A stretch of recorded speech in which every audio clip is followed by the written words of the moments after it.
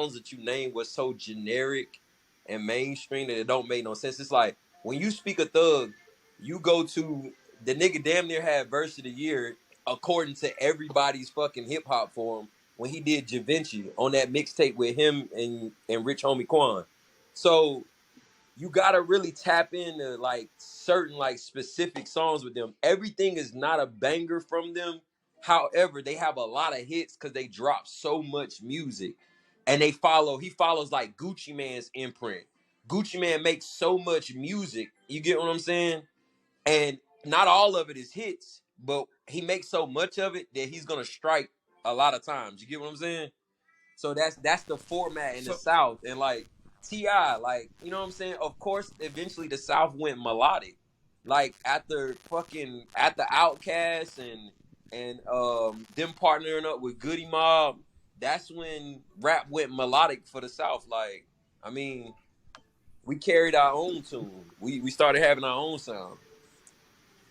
so check me out though. Look, so I went to Clark too. I used to live down there. So I'm not knocking Young Thug and them. I'm saying they doing something right. I fuck with Gucci. I was out there when Gucci was putting all that shit out. I'm from Portland, but I was in the A. All I'm saying is when the Young Thug shit came on, it didn't make me wanna That's like when I heard some Thug. You Gucci, it made me wanna but you listen to hearing more. bullshit I ain't Thug. Like I want you during the break, bro. You about to play some songs. Play Da Vinci by Young Thug. It's on that Rich. you said Da Yes, Vinci? it's called Da Vinci. Just play it and listen to it. You may not try to listen to it as much as you can. Like the way he talks, it's like broken English. Like I understand exactly what he's saying. If I were to repeat it to you, you would understand it word for word. You'd be like, "Oh, that shit hard as fuck." But you really gotta listen. It really make you sit there and engulf yourself in his music because you gotta listen. In order to understand, you gonna have to listen. You get what I'm saying? Okay, now look, we gonna give it a try. Look, this a story that I told on this show both weeks, but I'm gonna tell a third time. Cause when I told y'all that I didn't used to fuck with Nas till my homie put me on him, Prescott the fool that had me listen to the Rewind song that changed my mind about Nas. Thank Yeah, you for real putting. talk. Real Thank you talk. for You know bringing what I'm saying? light. I feel like Okay. Thank you for bringing him to the light. we seeing post BMF era because the lifestyle wasn't a part of the game at first. The reason and the reason why, like I was telling her earlier about all these different in-house things for New York, that's why they kind of sinking in music a little bit because they're not branching out. You know what I'm saying? The South has been branching out for years. When Biggie did One More Chance and you all that stuff was influenced by producers from the South. They were teaming up and working with one another, working with people. They were going across the ones that were most successful were doing stuff. How you think Jay-Z got big pimping? Like you got to link up with Jazzy Faye. Like it's a lot of stuff that you know what I'm saying. Like people are forgetting that the ones that were successful. That's what Joey Badass is doing now. He dropped that in-house ASAP Rocky shit. You know what I'm saying? He dropped the ASAP mob, like that kind of shit, the in-house production, all that stuff, Right. like New York does. Now he's starting to branch out and see the results of linking up with producers, linking up with other things and doing what you need to do and stop trying to put your own go get rich. It's the 50 Cent motto. But hold on, wasn't Big Pimpin' Well, wasn't not Jazzy Faye Jazzy Big Faye, Pimpin' but I'm just saying like he linked up with Jazzy Faye on a lot of stuff and other different producers, all kinds of I thought Pimp C But and them on I there. will say this: when Jay Z was at his hottest, Blueprint era, you gotta honestly give it up to But Just guess what? Blaze. He wasn't global then. He was Blueprint era. It was legendary. It was New York, my nigga. Nah, hell no. It We was was in it Portland was back then. legendary and it was New York, nigga. We Hell didn't start no. appreciating that shit down south until probably now. Whoa, whoa, whoa. And also in-house It's not the Wu-Tang. formula no The more. It's not the wave, bro. It's not the wave. Hey, I personally wasn't on it, but they was on that shit up in Portland I though. feel like you They keep they love following. some Jay-Z up I here. feel like you keep following that footstep, and you're gonna get the same result. Y'all falling. New York falling. The North is Sid falling. Lover. So you from Man, Atlanta, bro? I'm from the South. I can't just claim Atlanta because I'm not really from Atlanta. Where you Okay, where? Okay, but whereabouts Georgia. you from?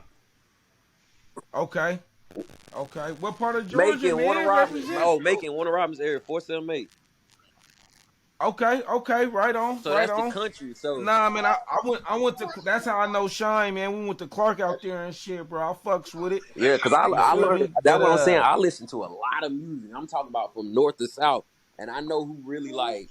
Even to this day, I feel like you just gotta listen to the music now. Gotta give it a listen, like a hard listen, and not just go with what you already heard. Because 9 times out of 10, that's the mainstream bullshit. That ain't even that artist. Like when I go to the south, yeah. well, I mean when I go to the west coast, I don't even think of some of the artists y'all be thinking of. I think of like my Who you nigga, I'm listen from to from the Long West? Beach. Like I be thinking of shit like that. Like I be thinking of what we always say, cuz. Chris, we ain't got no bloods. Nigga, I know, nigga, that's the kind of West Coast I think of music. He need to Yeah, hear that that's them. side. That's that Long Beach anthem you talking Yeah, nigga, about. when I think of shit like that, I think of what my nigga what he talk about the Asian Crips, like like Asian Crip music, like You talking about is his name Stupid yeah, Young? I think it's one of I'm just saying like that. I'm just saying I think of that music like I would have to I can't even I know a lot of these songs by if I listen to it and then I go back to like Blowjob Betty shit like that like when I think of the West Coast, my nigga. Yeah. I can't go to what everybody, you know. I don't know, man. I listen to good music and I feel like Yeah. if it's good, you gotta pick what you want out of that artist because they're making so much music now. Like I said, this is post BMF, so you seeing their lifestyle. Used to be when these motherfuckers died, that's when all their dirty secrets come out. Now all their dirty secrets coming out now. If they was gay then, you found out then and not after they died. You finding out now because their Right. lifestyle is in the forefront. That's post BMF Yeah, era. phones and shit. Okay, so let's talk about lifestyle when it comes to hip hop. Do you think that a large part of the reason why a lot of artists were idolized or amassed a large fan base is because of the type of lifestyle that they portrayed? Not even talking about like how they got some artists where they be like, "Hey man, this nigga wasn't gang banging, it wasn't back in the day. He really was in the house." More so, just like the lavishness of it, like It's a the difference between being a solid ass stand up nigga and standing on your shit and being a gangster, my nigga. It's way different. Like it's way different. Like I'm a nigga who handle mine. Like I beat your ass if you try some crazy shit. Be like I'm one of them. I'll probably put out one in your ass, but I'm not a gangster. But it's nowadays they're glorifying like the gang culture and they don't know what come with it. You get what I'm saying? So yeah, you might have been a That's real. stand up nigga. Yeah, you might can tussle and hold your own, but nigga, what? I mean, what you gonna really do when it's like 60 niggas waiting outside and they trying to get you to check in? Like, how is your muscle really then? Yeah, I feel like So they want well, I feel what Sid said too, but I feel like nowadays they probably more on that because I feel like back then you could get away with that. You know what I'm saying okay, I'm such and such, but back then it wasn't as serious. Now the artist is going from I'm just telling a story to I'm telling you a true story. I'm really the motherfucker. I should be in jail or dead. But I think that's on. I think that's yeah. the artist. It's the label too. But Tupac, everybody trying Tupac to. wasn't no Tupac was he was tough and everything else, but he wasn't no gangbanger. He was not like Suge. He was not like last week. he was not. What did I say last week? Pac wasn't from no gang. But I, Suge wasn't no gangbanger though. But you get what I'm saying though. But he did bang blood though. You know what I'm saying? At the end, So look, I'm not from Cali. You feel me? I'm from Portland. But it's like this, and especially out there, you could be from somewhere without like really banging. You could be from somewhere because you live there, or you got so many family members from there, or associate with so many people. yeah, You know what I'm saying? And they pretty much said that that's how Suge had fit in. and It's because he was from there. He wasn't really like you say. He wasn't really a gangster. He was an athlete, but he fit in and he used that shit to his advantage. yeah, he was But intimidating. You No, know what because I'm saying? But he definitely one of them, though. even if you think about it in the gang lifestyle, he was still intimidating. He was big as hell. Like Suge ain't no little ass Yeah. nigga. So even going to go fight him is a thing, but you already know somebody gonna have to have a gun. But that's why he carries so many niggas with him, ready to throw their whole shit away, because he's intimidating.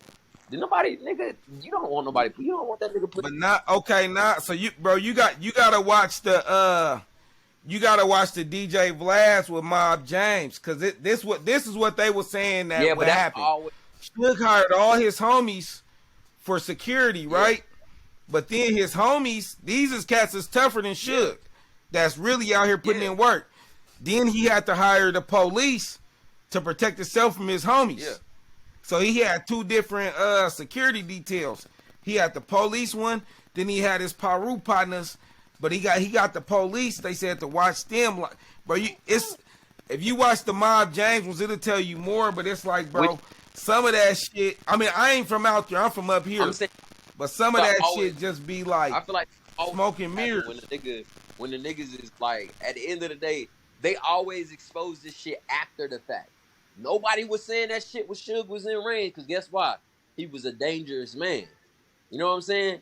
Nah, I think it's because they was getting paid. Man, they was getting. You ain't gonna you ain't gonna talk shit about your boss where your boss could hear. You know what I'm saying? Motherfuckers ain't getting paid no more. They ready to tell their story. They mad, and then more shit gonna happen too. You know, motherfuckers fell out, all type of shit. You know what I'm saying?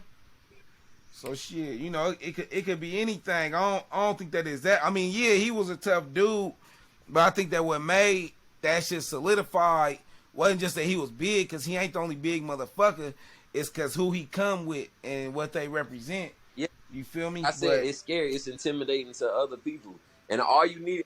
Yeah. And that's what I'm saying. But if you play that mind game with people, everybody just fall in line. That's what that meant. That's what that is, though. That's what no matter how that person looks or anything else, they're going to be some sort of enforcement. It's scary in some shape, way, form, or fashion. I don't even give a damn if it's the FBI agent that's selling the goddamn cocaine. They're going to look intimidating or have some kind of intimidating factor.